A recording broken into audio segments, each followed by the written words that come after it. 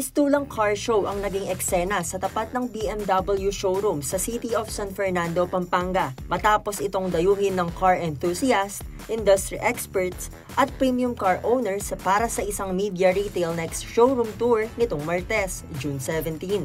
Ang event ay bahagi ng first ever Retail Next showroom tour ng BMW sa buong Pilipinas, isang milestone para sa brand. Kaya naman, dinayo rin ito ng mga kinatawan ng media mula sa Maynila, car experts at ilang kilalang personalidad sa automotive industry.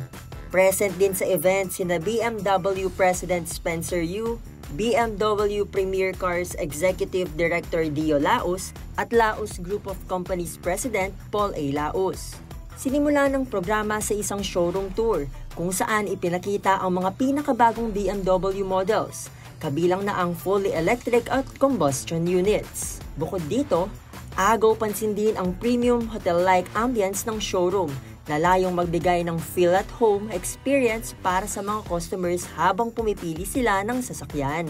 Ayon kay Brennan Ramos, Marketing Associate ng BMW Philippines, ang event ay nagsilbing pagkakataon para ipamalas ang mga bagong top-of-the-line premium units ng kumpanya. Ngayon yung GKL natin, which is yung 7 Series. Isang 7 Series, both yung 735i, yung combustion engine, yung i5 na fully electric, and yung X7. Yung mga model na to, ito yung mga best of the best namin. Top of the line, kumbaga. So ngayon lang din namin nagawa tong mga models ng GKL.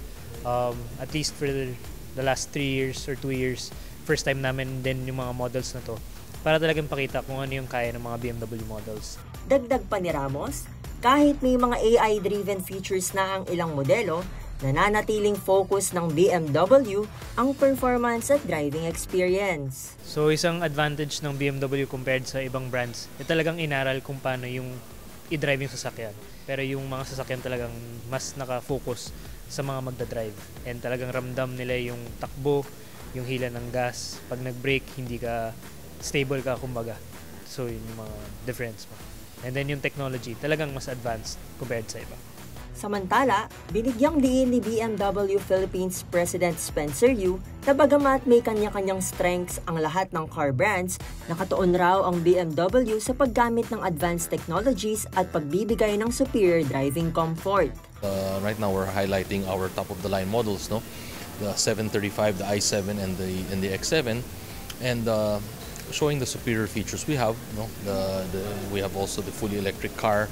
Then we have the 7 Series, and then we also have the X7 40D now. So to really highlight how much comfort there is and how good, even if how big the cars are, how good they are to drive.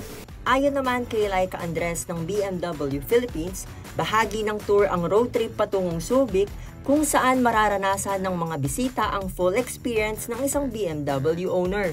And then after Pampanga, we'll be driving to Subic to stay at Anvaya Cove overnight and to enjoy the lifestyle of a BMW owner. So if you're looking for a showroom that feels like a luxury lounge and offers true VIP service, or kung hanap mo ay performance, comfort at prestige sa isang unit, oras na para subukan ang BMW. Visit BMW Premier Cars Pampanga, located at City of San Fernando, Pampanga. MC Galang, CLTV 36 News.